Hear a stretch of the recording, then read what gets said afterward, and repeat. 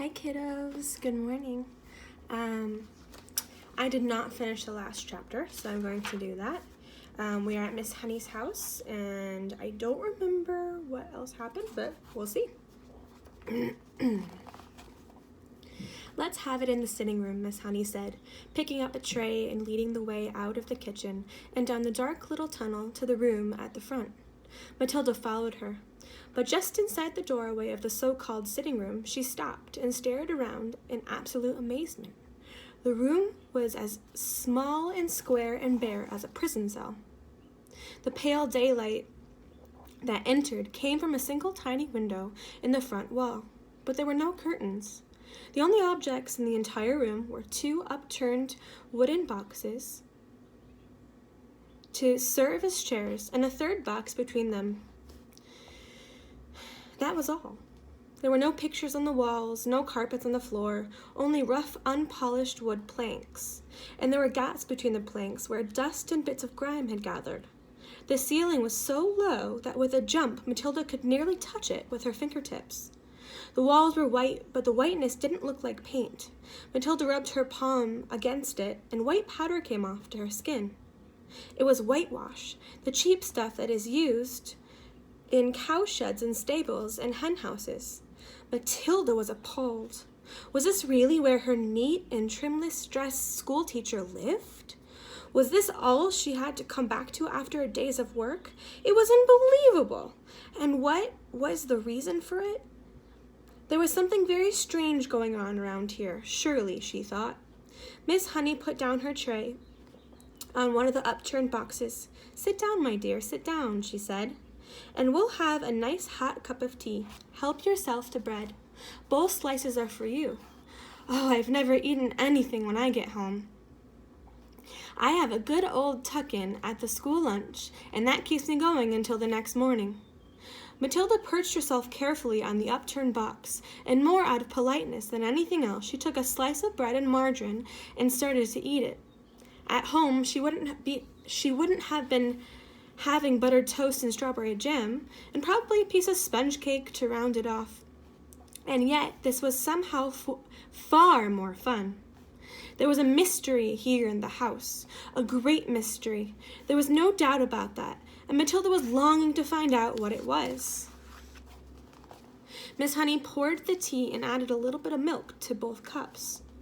She appeared to not be in the least She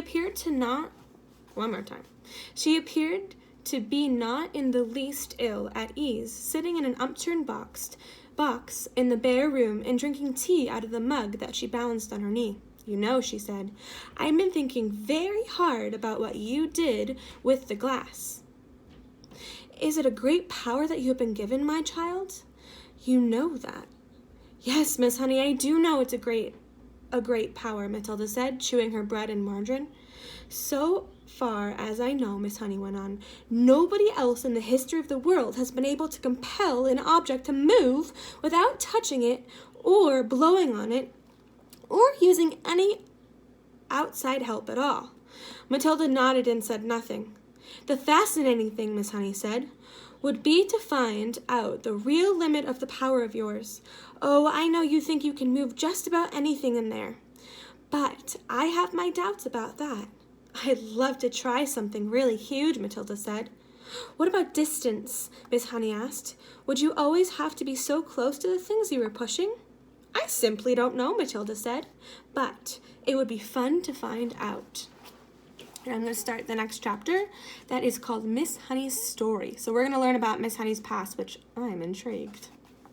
"We mustn't hurry this," Miss Honey said. "So let's have another cup of tea and do eat that other slice of bread. You must be hungry." Matilda took the second slice and started eating it slowly. The margin wasn't all bad. She doubted whether she would have told the She doubted whether she could have told the difference if she had known. "Miss Honey," she said suddenly, "do they pay you very badly at our school?" Miss Honey looked up sharply. "Not too badly," she said. "I get the same as the other teachers." But it must be very little if you are so dreadfully poor, Matilda said. Do all of the teachers live like this, with no furniture and no kitchen stove and no bathroom? No, they don't, Miss Honey said rather stiffly with a sigh. I just happen to be the exception. I expect you just happen to live like this in a very simple way, Matilda said, probing a little further. I must make house cleaning an awful lot easier, and you don't have any furniture to polish or any of those silly little things lying around that you have to dust every day. I suppose if you don't have a fridge, you don't have to go out and buy all sorts of junky things like eggs and mayonnaise and ice cream to fill it up with. It must save a terrific lot of shopping. At this point, Matilda noticed Miss Honey's face had gone a tight and particular looking. Her whole body had become rigid.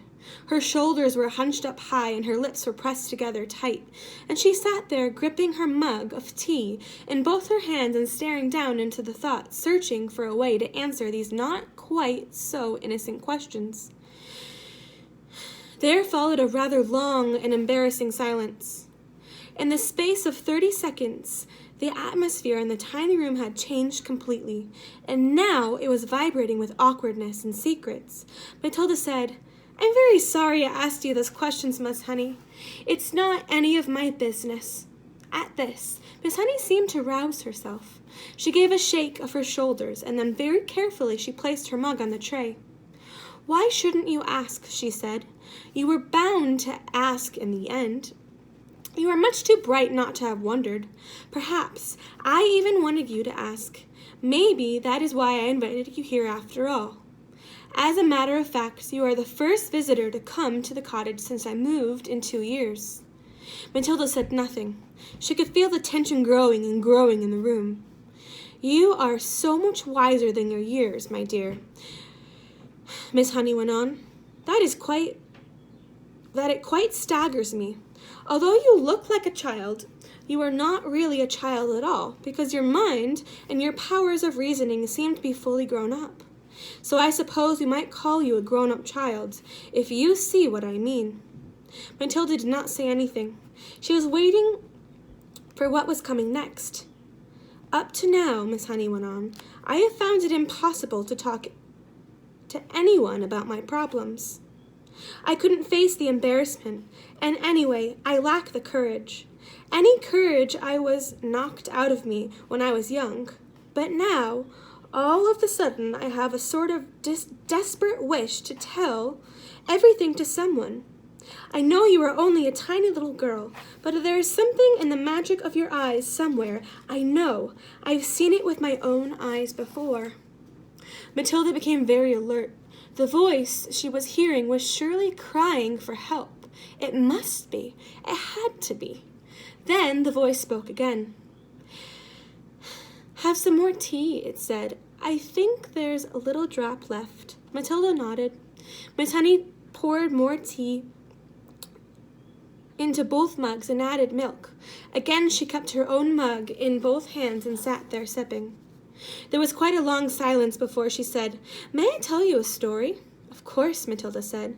I am 23 years old, Miss Honey said. She's only 1 year younger than me. And when I was born, my father was a doctor in the village. We had a nice house, quite large, red brick. She tucked away into the woods behind the hills. I don't think you'd know it. Matilda kept silent, waiting for her to go on. I was born there, Miss Honey said. And then came the first tragedy. My mother died when I was only 2. My father, a busy doctor, had to have someone to run the house and to look after me. So he invited my mother's unmarried sister, my aunt, to come live with us. She agreed to come. Matilda was listening intently. How old was the aunt when she moved in? She asked. Not very old, Miss Honey said. I should say about 30. But I hated her right from the start. I missed my mother terribly, and the aunt was not a kind person. My father did not know that because he was hardly ever around, but when he did put in an appearance, the aunt behaved very differently. Miss Honey paused and sipped her tea. I can't think of why I'm telling you all of this, she said, embarrassed. Go on, Matilda said, please.